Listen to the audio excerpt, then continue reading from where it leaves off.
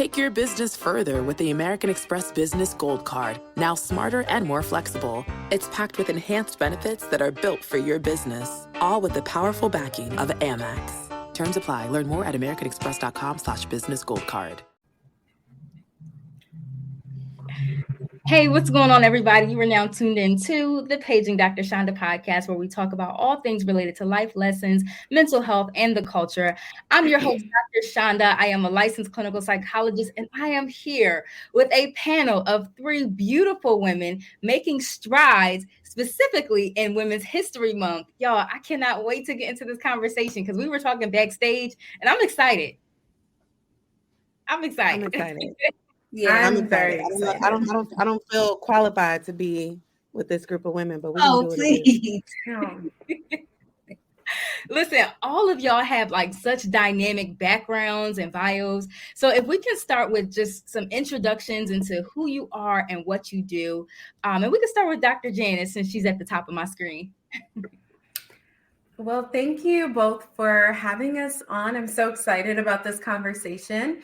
My name is Janice. I am I would say a connoisseur or I'm a Jane of all trades. I work with organizations and institutions to help them identify barriers that prevent the most marginalized employees from advancing. And I help those same workplaces remove those barriers. So a lot of the work that I do is around anti-racism education, and helping workplaces figure out, like, what are the ways that our systems perpetuate bias and how do we fix our systems? So a lot of the work that I do is also a lot of writing. So writing is definitely my first love.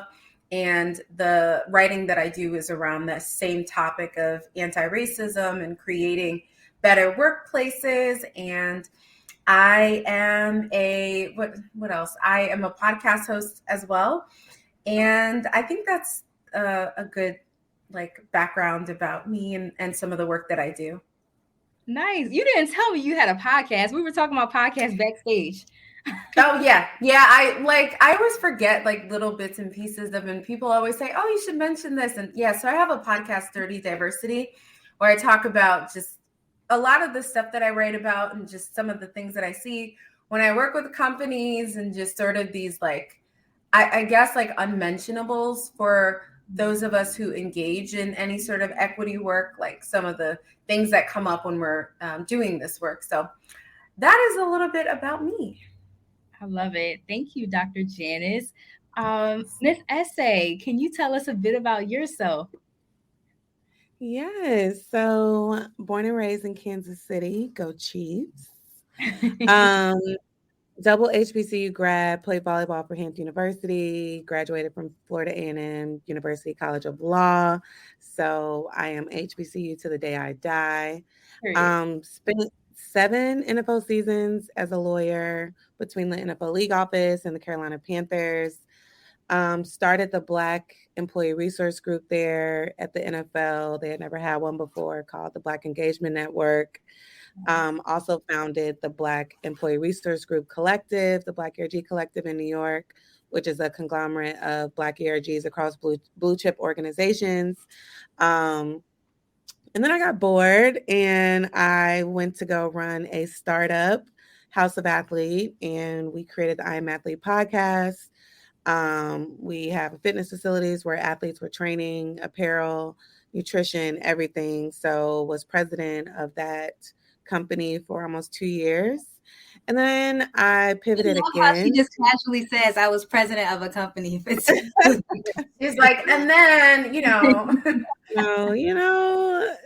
they're all different experiences. And then I recently moved to LA. I really wanted to work in TV and film. And so now I'm a lawyer for TV Plus, Apple TV Plus. So I get to work on marketing and publicity around all of our shows from a legal perspective. And yeah, I'm just somebody who's rooting for everybody Black, and in particular Black women. And I'm excited to be here and have this conversation. Yes, me too. Just hearing Dr. Janice's background and Ese's background, I'm just like bubbling over with just joy and emotion, seeing Black women just like winning like this. Like, am I the only one experiencing this? No, I always love being in community with Black women. It's always very nourishing. Oh It is, but it's also expected because what else would we be besides excellent? Period. Exactly. Listen, it's in our blood. Yeah, I was about to say that. All right, so last but not least, may I hear from Miss Chanel Reynolds, who also happens to look like me because she's my twin. Y'all, funny story. Somebody on TikTok tagged me in one of her videos and was like, "Hey, did anybody ever tell you look like Shonda?" I'm like, who No, they say you favor at paging Dr. Shonda. who's going to tell them? Who's gonna tell them? I love that. That's hilarious. Hi everyone, my name is Chanel Reynolds and I oversee all of the diversity, equity, and inclusion efforts for the Washington Commanders, which is an NFL team. I'm an HBCU graduate. I've been in the sport and entertainment industry over the past 8 or so years. While at the Commanders, I did start their first Black employee resource group. Shout out to Ese, because I was calling her, just trying to get the inside scoop, and she was prepping me like, yeah, make sure you say this and this. It was like, but I just want to acknowledge that because there was no gatekeeping. It was like, sis, I got you. I got your back while you go in to pitch this thing. So that was amazing. But yeah, that's all I do. I'm also a author. I'm a speaker, and I also have a podcast of my own, the Success Playbook Podcast. Wow. Listen, ladies. Yes, it's like so much of a lituation happening right now, and I'm so excited to get into this conversation. You ladies are like the first in your fields, right? The first person to do DE&I at the Commanders, the first person to do X, Y, and Z. I'm wondering, like, what has that been like, kind of overcoming those challenges of being the first Black woman in your field to overcome some of the obstacles that you had? Ooh. I mean, for me, it was tough, right? So when I started the Black Engagement Network at the NFL, it was really in response to Philando Castile and Alton Sterling being killed. And we just were worn out, right? Like, you could not turn on the television or open up Instagram without seeing Black bodies on the screen. And we didn't have a place to go. Like, we had to come to work and like act like nothing was happening. And of course, no one was talking about it at work. And so we started, Ben, and then Trump is running for president. And that was a crazy time because he's saying all types of, problematic things. And then we have Colin Kaepernick kneeling. And so all this happened like in our first year. And so I really was thrown into the deep end because now I instantly became the voice of the Black people while I'm fighting my own career battles. And so super rewarding. And I would do it because I felt like I had to do it for the people that didn't have my platform or my education or my proximity to leadership. But it wore me out. Like, I was burnt out. Like, by the time I got to the Panthers, I had a little bit left in the tank. I started the Black ERG there, but it's essentially you have 2 jobs, and one is what you're getting paid for, and you're underpaid for that one. But for me, it was rewarding, and I love seeing the legacy that I left at the NFL. But it took its toll. I mean, because you can become resentful for just having a fight for everything that you think we should have had in the first place. That's so real. I love the transparency in that, acknowledging the emotion that comes with fighting this, and also like, resentment can come up like while as I'm, going on with this fight. So I love that transparency there. Yeah. For me, I would say I'm not the first to do this work. I think the ancestors and those who came before me have laid the groundwork. And even, I think each of us in different ways have done or engage in DEI work or equity work of any kind. But I know that when I started my consultancy in 5 years ago, almost, it was difficult because I didn't see any other Black women that were doing DEI consulting. Most of my friends work in corporate spaces or are consultants, right, for large companies. So I didn't have anyone that I could really look to and say, this is something I've always wanted to do. How do I go about doing this or that? So it was a lot to sort of navigate. And I felt like I had to mimic the people that were already doing this work that were not Black, right? It was mostly white people that I would see in these spaces.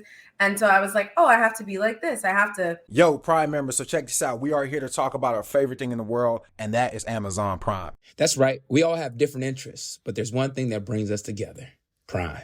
As members ourselves, we found ways to maximize our Prime benefits to get the most out of our passions. From fast and free shipping, streaming of movies and music, and even exclusive deals and discounts, Prime has it all. And what's great is that you can use all of these services to elevate your hobbies and interests. Whether you're a bookworm, a fitness fanatic, or a gaming guru, Prime has something for everyone. I promise you that. So go ahead, explore and indulge in all that Prime has to offer. We promise you won't be disappointed. Time to get more out of whatever you're into. Prime. And that's that on that.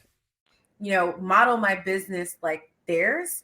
And at some point, probably after the murder of George Floyd, I was really interrogating the way that I do this work. And I was realizing that I did not actually have the right focus in how I approached this work, as I was trying to mimic the white people I saw doing this work. And I was also trying to center whiteness in the way that I was doing the work. So I think that I had a realization myself in 2020 about my approach to this work. And I'm glad that I now find myself in community with so many Black folks specifically who do this work. And I think that keeps me accountable. And I think that keeps me honest. So I would say it was a challenge when I first started out, because I felt like I had to be like all these other people. Right. Wow. And I'll say for me, before I stepped into diversity and inclusion, I came from the sales and revenue generation side of sports. So when I left, I was like, oh, yes, cool. It's no more pressure over there on the sales side. I don't have to be up late at night. I get to DE&I land, and it's like, wow, this is a little bit harder than sales, because each and every day you go in with the mindset yo, I got to fight the power. I got to fight the powers that be every time that I walk in the door. And for me, it was just a matter of I had to make sure that I created the right boundaries. And then also finding that community, right? Finding people who I can, not necessarily dump on, but I can just express, maybe what I'm going through or what I'm physically feeling, or even speak to people who have paved the way prior to me. Because yes, being the first for this organization, it can come with its challenges, but that's why I tap into, my surrounding network and those that support me. So, yeah. It sounds like I'm hearing a common theme, a common thread here, making sure that we're relying on the support of the people around us, and even the support of the elders who came before us. Because at the end of the day, this work that y'all are doing, and I invited y'all all here for a reason. We all do very similar work in that anti-racism space. But doing this work is exhausting. Right. It comes with such a emotional burden. And so it can be very difficult. That's why leaning on our brothers and sisters is so important when attempting to do this. Dr. Janice, if I can kind of hone in on you a bit, I know you have a very unique background in that you started as a professor, but you ended up leaving and going into, consulting. So I'm wondering what that journey was like for you. What led you to that? Yeah, I know we were having conversation pre the start of this, but it's actually been a really fulfilling journey for me, because I always knew I wanted to do equity work. In 2011, I started a YouTube channel, and I was talking about racism and my experiences as a Black woman just navigating the world, right? And what I went through, and it seemed to resonate with a lot of people. And I felt and I'm sure all of us have felt like this in different ways, Black women are often hyper scrutinized and over questioned. And I felt like I couldn't just stop at a bachelor's degree. I felt like I had to keep going because I wouldn't be taken seriously, right? So even if I started my consultancy and I have the knowledge and I have lived experiences, I felt like people would still sort of question me. So I felt like I need a master's. When I got the master's, I was like, I have to get a PhD because people will take me seriously. And in hindsight, I realize now I could have started the consultancy whenever I felt like it. Like, I don't think you need any sort of paper to say you can do this or you can't do this, as long as the passion and the desire to do the work is there. And, I've always felt like I was a educator at heart. Both of my parents are educators. And I know that I think both of you went to, I feel like Ese and Chanel both mentioned they went to FAMU, right? I went to Delaware State. Oh, Delaware State. Okay. I went to FAMU. FAMU. Okay. So my dad has taught at a number of different HBCUs. So he's, Virginia State, Florida A&M, and all of the places. And so both of my parents are educators, and I always knew that I was an educator too at heart. And I felt like my place was in the classroom. And I'm actually really glad that I quit last July 2022. I quit because I'm seeing what's happening now, and how it seems like there are a lot of topics. I would teach courses in diversity, equity, and inclusion in the workplace. And just seeing now what's happening, I feel like my whole curriculum would have been attacked, and I wouldn't have necessarily been able to teach the things that I was teaching. And I decided that I have this consultancy that I started after I graduated, and I should pour into it 100%. And in doing that, I think I learned a powerful lesson of just trusting the direction that God is guiding me into. And I feel like I've gotten a lot of opportunities since I've left academia that I wouldn't have been able to do if I was still like teaching. And so I think it's so important that, like, if we feel like we're being led in a particular direction, to just trust, even if we don't understand it, right? Because I was like, why would I leave a steady, 6-figure teaching job when I could, just try to juggle both? But it was just too much. And I'm glad that I left when I did. But now I'm able to really give 100% to the work that I do. Because I feel like, how am I trying to help people escape horrible workplaces and better their experiences when I'm not doing the same myself? And I'm stuck in an environment that is not helping me to advance. And so I felt like I was also living a lie in certain ways, is that I was like holding on to something that I knew was not good for me. So that has sort of been like my journey and my trajectory. But I know that there's many of us can relate and have similar sorts of journeys. Yeah, it sounds like you're saying like you had to pretty much practice what you were preaching. Like you had to model that to people. You also mentioned, like, being a Black woman, I felt like I had to continue to pursue education. Otherwise, people would continue to, like, scrutinize me or question my education. Did we all live like the same lives? I feel like I went through the same thing. And even with doctorate, people like come at you. Yeah, exactly. So it's like, in hindsight, I'm like, I did not need to get into 6-figure student loan debt, but like, knowledge is power. It's good to, have an education. But I, in hindsight, realized I didn't need to do all those things. And I know we've all felt like we had to be twice as good. For sure. And it's exhausting at times. Yeah. Ese, can you tell us a bit more about what led into your work of developing the Black Employee Network group for the NFL? Yeah. So like I said, there have been like a string of these police shootings of unarmed Black men. And, we would find ourselves like, hey girl, I need to take a walk. Like, can you walk outside with me? Or meeting at the water cooler, if you will, right? Or in the huddle, which is our cafeteria, and it's like, I'm not okay. You know what I mean? Like, I'm angry. Nobody in my group is talking about what's going on. And so I'm seeing all this. People are reaching out to me, and I'm seeing everybody, and like, nobody was okay. But we didn't have a space at the time to talk about what was going on in the world, and that we couldn't forget when we walked into, our jobs. And we also didn't know like where the NFL stood on these issues. And like, we weren't hearing from the NFL and the commissioner. And so, a few of us got together and I kind of led the charge. I'm like, we need to create our own space. I'm like, why don't we have a space where it can be just us and we can talk about these issues and we can speak freely? Because a lot of us were angry at the time, right? And we needed a space to, how do we say we're angry? How do we voice our concerns about where this country is headed? And do it in the workplace, because we spend a lot of time at work and, we can't forget who we are just because we're at work.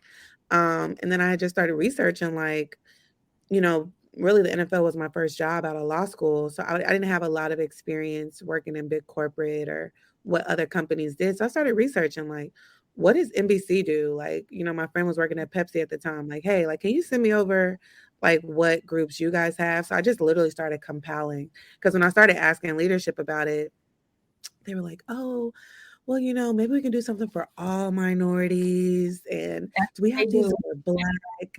And so then I started, like, I just tapped into my lawyer mode where I'm like, oh, let me prove my case as to why everything I'm asking for is not new or revolutionary. It's shit that like companies have been doing for 20 years.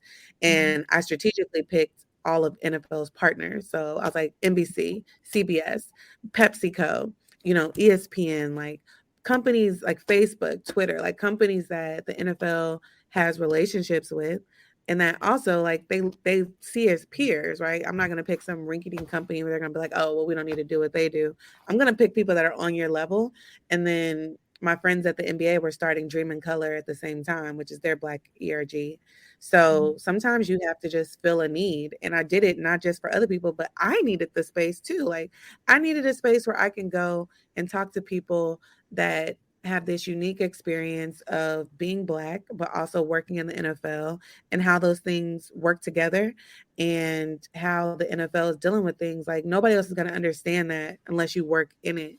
And so I did it just as much for myself as I did for the people that were going to come after me. Like, I wanted them to come to an NFL that was better for them and more safe for them and more accessible to their community. And that's what led to it. And, it's still going strong, and it played a vital role during George Floyd. I had left at the time, but it was great to kind of just see how that group was able to show up for people during one of the most difficult times that I felt like we faced in recent, history. I think what you're doing, or what you did for the NFL, is so pivotal, because what we found is that during the pandemic, when George Floyd was killed, a lot of people started Black employee networks. People had these initiatives for Black people. People started DE&I positions, but where they at now? Like, the emotion is gone. Y'all not feeling as intense about this, but now that means the positions are gone. We're no longer having as many Black employee resource groups. But it sounds like what you implemented for the NFL is continuing to grow strong, which is where Chanel comes in, because she currently is over the Black employee network or DE&I for specifically the Commanders. So based on Ese's work, Chanel, I'm wondering if you can kind of like speak more to like what you're doing for the Commanders.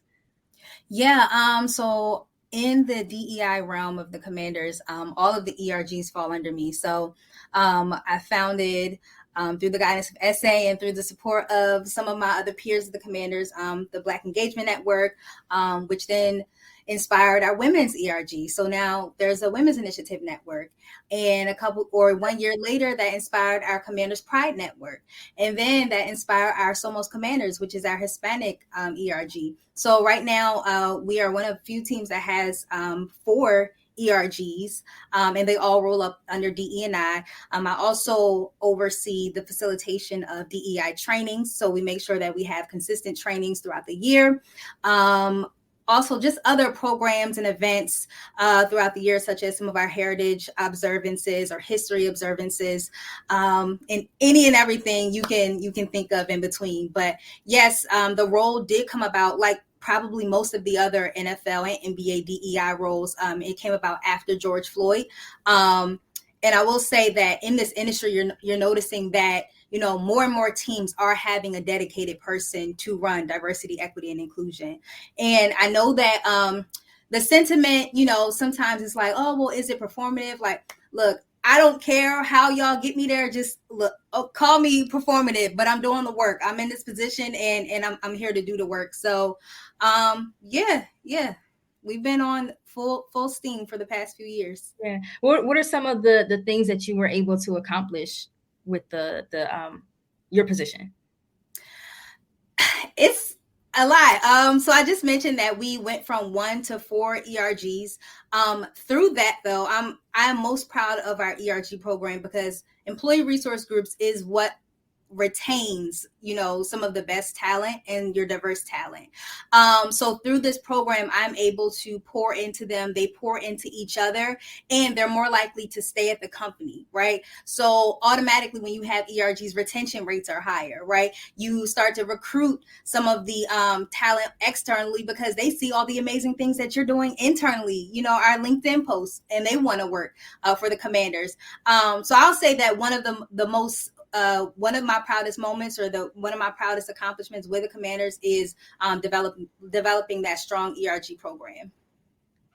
Yeah, I love that. She's being so humble right now. I thought you were going to go into the HBCU event that y'all. Well, that's one small avenue, but okay, yeah. So we did an HBCU symposium in which we invited several HBCUs locally.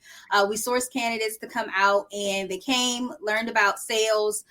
They heard from leadership in the team, and we hired some of them through that program. So awesome. Programs like that. Thank you. Programs. What else am I missing? Yeah, I don't know. You do a lot. Yeah, I just be seeing you. She tried to throw you the alley, and you ain't even catch it. He's like, what else have you done? I know she's trying to be humble. She didn't want to brag. But that's Black women, right? Like Black women. And I think on one hand, we don't like to give ourselves credit, but I understand that, because a lot of times when we do give ourselves credit, we're called cocky, we're punished for it, right? And so it's like, one thing I appreciate about Chanel, she toots her own horn. And one, because you have to, because nobody is waiting to promote you. Nobody is waiting to see how great you are. Like, you know what? I'm losing sleep. We need to promote Chanel. We need to give Chanel her. Nobody's doing that. So you have to do it yourself. And like, I think a lot of people used to feel a certain type of way about me. Like, no, I'm going to get my credit, because nobody's going to give my credit. Everything I did, I didn't reap any of the benefits of the work that I did. People are reaping those benefits now, like 5 years later.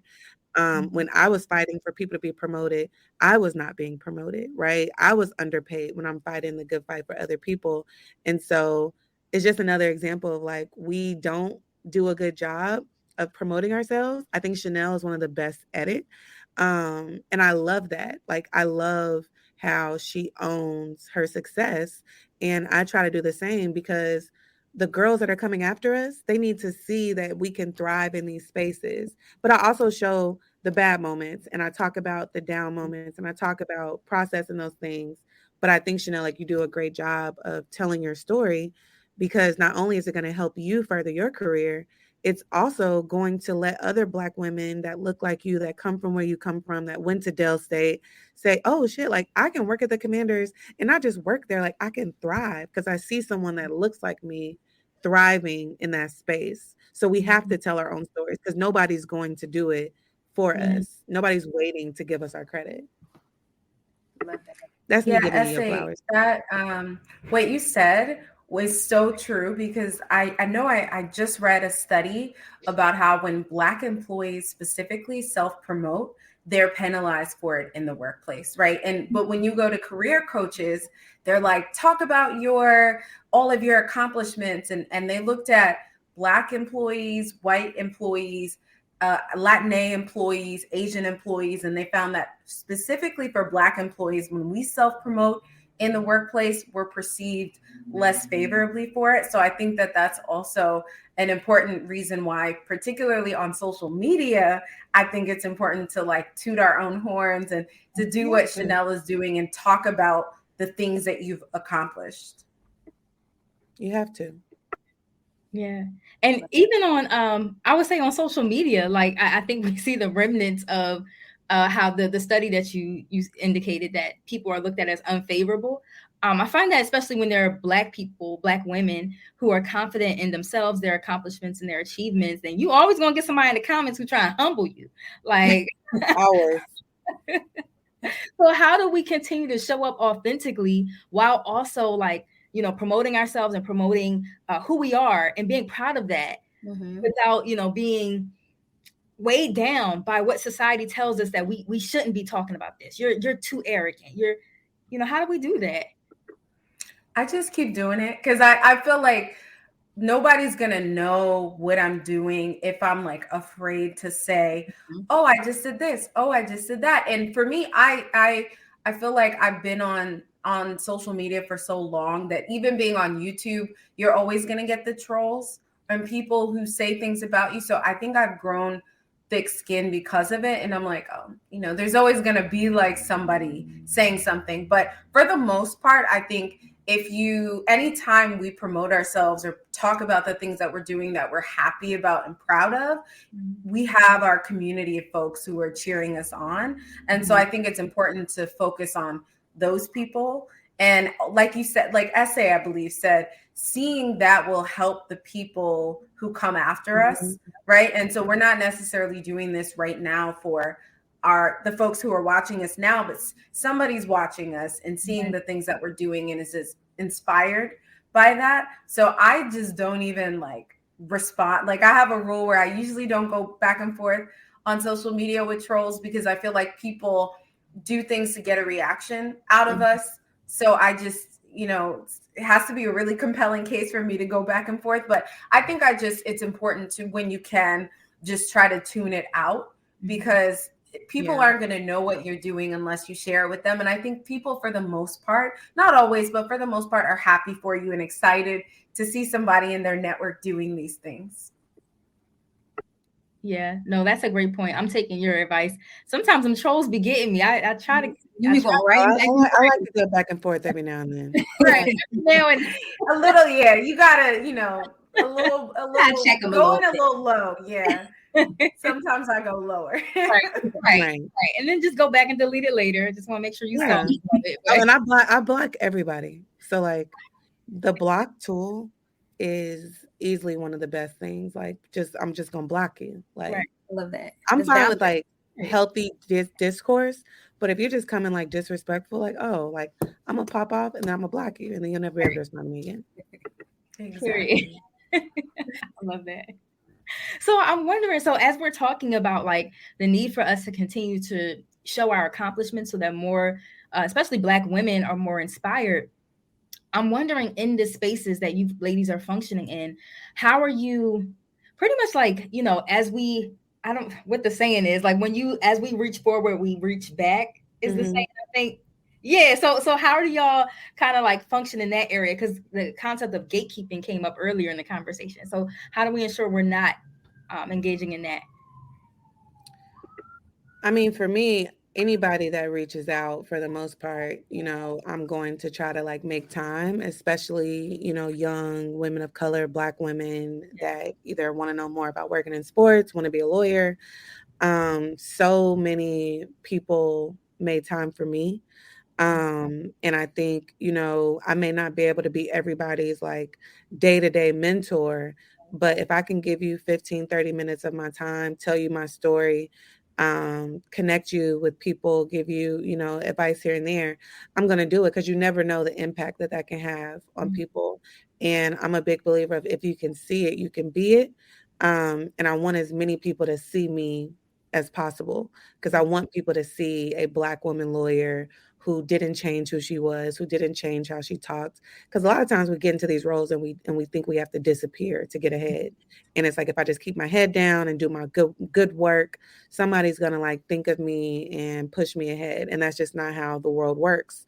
So for me, I try to be visible, and that's a part of me giving back. I try to tell my story, but also, you know, make time, you know, like even if it's 15 minutes, 30 minutes, but you also have to continue to grow your career because with power comes influence. And so I think don't take your eye off of the ball because a lot of times we want to change things and we get so caught up in doing the work that we don't continue to get power. And one of the best pieces of advice I got, I was doing all this work at the NFL, and I was just walking around like I was Malcolm X. And one of my mentors was like, powerful white man, EVP, was like, you're trying to be the diversity girl, but the diversity girl has to get their budget approved by an executive that oversees revenue. So you just need to get into a position of power. And you can do that from a diversity standpoint, but the key is to be in a position of power, because you can't make change if you don't have power. And that resonated with me, where I was like, oh, I don't need to be the diversity person to make change. And if I want to be the diversity person, I need to get in a position of power. But I think a lot of times women, especially Black women, get stuck doing the work, and we're not moving our careers ahead. And so we're still having to get approval and buy-in from the people that have passed us on the ladder. And so I like to encourage people to get into position of power, because you can always fight the fight, no matter if you work in diversity, sales, HR, whatever, but you have to be in a position of power. So you have to give and take, make time and be a woman of the people, but you need to make sure that your career is on track. And a lot of times we fight harder for other people than we fight for ourselves. And some of the fight is just take care of Chanel, like take care of, Dr. Janice, like take care of yourself. Because the more you ascend, the more you can help people, Well, you preaching to me right now. I don't know. I think Ese brought up so many good points about, I wish I was able to have the capacity to like mentor everyone who reaches out to mentor. But for me, I try to answer as many questions as I can. I am a firm, staunch believer in not gatekeeping. One of my close friends, Kina, always says that the earth is round, right? And we don't have to compete for resources. And so I try to adopt that mindset of I'm not in competition with anyone else. I know that to create a world that is better, everyone needs to be doing this work. And so I actually want to imagine a world where this work becomes obsolete and we don't have to be, many of us would not, if the world was in a better place, would not be actively wanting to engage in this work, right? I would rather be sitting under a tree writing.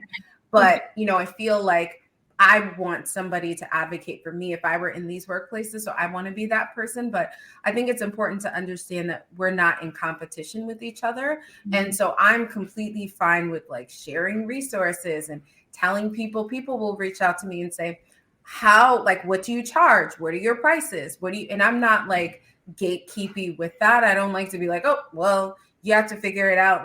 No, I'll tell you everything and I'll help you as much as I can, because I feel like this work is so important. But I also feel like it's important to develop an abundance mindset and understand that there's an abundant amount of resources available. And so as far as all these companies and organizations need this work. So I, as one individual, cannot help every single workplace. So what good does it serve me to not tell people things and hide my prices and do all that? I believe firmly in price transparency, right? And telling people this is how much I charge for a workshop, because more than likely when I share my rates, that's when I learn, oh, I'm undercharging myself or valuing my services. So I think that it's so important to be that person that you wish that you had. And also, I'm a tiny little bit petty. And I remember all the people I asked for to help me along the way who did not help me. And I know that many of them have been looked back and been that was one person I wish I would have held my hand out to. Yeah. So the petty in me also says, I know there's a saying, watch who you step on your way up. Or those same people might be the same people you see on your way down. And I'm not saying be nice to people because of what you think you can gain from it, but you never know what helping someone will do for them and how that will impact their life. And also, I don't want to be that person that was just shut the door on somebody. So that's, the petty in me says that, but I also think we all need to be doing this work, and the world is round enough to where there's an abundance of whatever it is that we need, and I don't need to be competing with other people. So I think not gatekeeping is such an important part of that. I love that. I know for me, I agree with both ladies. Anybody who reaches out to me on LinkedIn, I try to make time for. Like, it doesn't matter like how many people. I'm going to try to find the time, and it's usually a lot of inquiries. So I've started to streamline that process, and I made like a Calendly link where it allows them to lock in 15 minutes, a 15-minute time slot, so we can, get to know each other. But to that point, yes, I consider it a priority to, like, as I'm pulling myself up, as Ese is saying, as I'm gaining that influence in the corporate world, in the sport world, like, I'm keeping that one hand behind me, making sure I'm pulling people behind me. So, yeah, I think that for me, mentorship is important because, like, there were so many people that has poured into me along the way. Like, who am I to tell somebody no? Who am I to, like, get too big-headed where, I don't make time for them? What else? I also offer free resources to, individuals who would like to be in sport and entertainment. So I have a newsletter that I do, like, where I give them advice. If I can't talk to you, you can, subscribe to my newsletter where you're getting advice. And it also lists open positions and all that good stuff. So I try to make myself available in various different ways. That's dope. Now y'all got me. You don't know where people are going to end up. That is key. Like, a lot of people, slept on me. Like, I took an internship after law school, and I was way behind a lot of my friends and peers, and I did an unconventional route. And then, fast forward, and I'm ahead of most of my peers. And so you never know where people are going to end up. And there's people who I'm sure didn't think I was going to be where I'm at. And then there's people that I've seen, and I'm like, damn, I'm glad I was nice to them, because when I met them, they were an intern or they were in a seasonal position, and, like, they've just moved up. Like, even like Chanel, when she reached out, I could have been like, no, figure it out. Right. And, like, you were working in sales at the time, and now you're leading D&I for the team. That wasn't your position when I met you. Right. And so that is something important to keep up. This is a relationship business. Mm-hmm. And so you never know where people are going to end up, and where you meet them is not, where necessarily where they end up. And so I think karma is also important too. Like, to Dr. Janice's point, there's a lot of people who ignored me, and then they had to take meetings with me because I was drafting their agreement, in a few years. And so it's like, oh, are you Yeah, I'm Ese. I'm the one. Yeah, I hit you up when I was in law school. You never responded. Or when I was an intern, you never made time for me, but good to see you. Like, what do you need in your agreement? And so those moments are forever, fulfilling for me. But it's just a lesson. And some of the other best advice I got was treat everybody with the same level of respect, whether they're the janitor, whether they are the secretary, because, again, you never know where people are going to end up and who has relationships with people. And so that little person that's reaching out to you, you don't know where they're going to, end up. They could be, working with you one day, and they could have a relationship that you don't have. They could have access to something that you don't have, and you don't know that when they reach out. So even if you only have 15 minutes, one, just be kind to everyone, but also try to make the time, because you never know how it can pay off in the end. You ladies are spitting so many facts right now. Y'all got me ready to go through my DM. Like, did I miss anybody? I'm about to do the same thing. Man, but we can't get to everybody. And that's the thing. I feel like as long as your heart is in the right place, it's just impossible to get to every person. There's kids that I meet, and they're like, I emailed you a year ago, but I make time for them when I see them then. And it's like, oh, I'm so sorry. Like, and so you can still, it can come back around, but it's hard. Especially with social media, because everybody it is. Right? The DMs give me so much anxiety, because I'm like, that's how I missed our message. Because for me, I'm sure Ese, you have the same issue where I feel like people can be extractive sometimes, and they reach out for things. And so that to me is like a lot, where everyone is asking for something. And I understand that we all need help, but it's also like, I can't help a million people. So it's sometimes I just don't see things in the DMs or I miss them. So it's hard, and I can't like have an autoresponder that says, sorry, I missed your DM, so I hope people don't take it personally, but I know sometimes they do. They're like, oh, I messaged you and you could also you be never going responded. through something. Like we go through so much. Like my mom passed in 2020. I was not a great mentor. I was not a great friend. Like I wasn't a great anything, for that time period. And so, but I also wanted to share that because there might have been people that didn't hear from me. And so like a lot of times we're fighting our own battles, whether we're trying to get promoted, whether we're trying to, get a new job or figure out our life or figure out our personal life. And I think a lot of people don't take that into account because we're everything to everybody.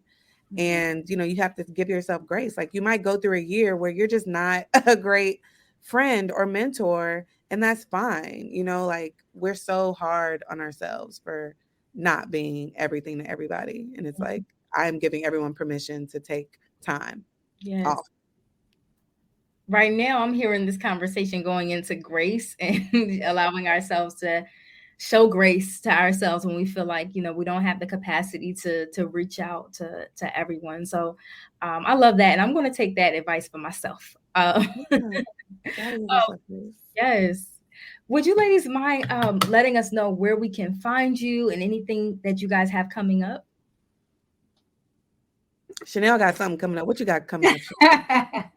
What do I have? Well, y'all can find me on all social media platforms at Chanel S. Reynolds and www.chanelsreynolds.com. Where to find me, y'all? Your girl is going to the motherland next week, so I'll be in Africa.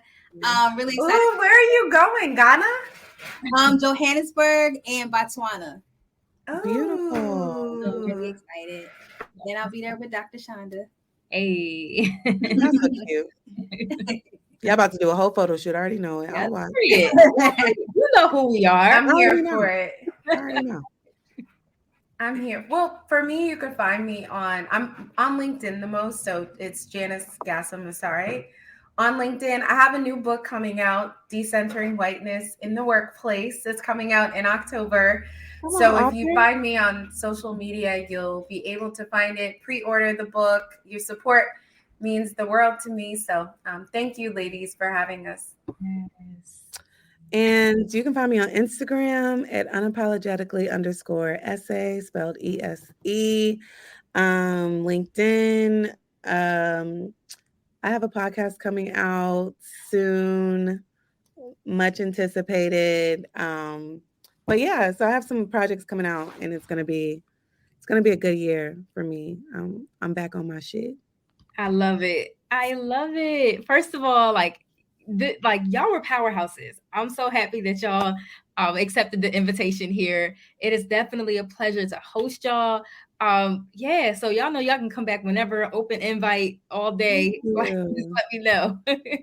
Thank you. Yes. And for the listeners, yes, of course. Thank you.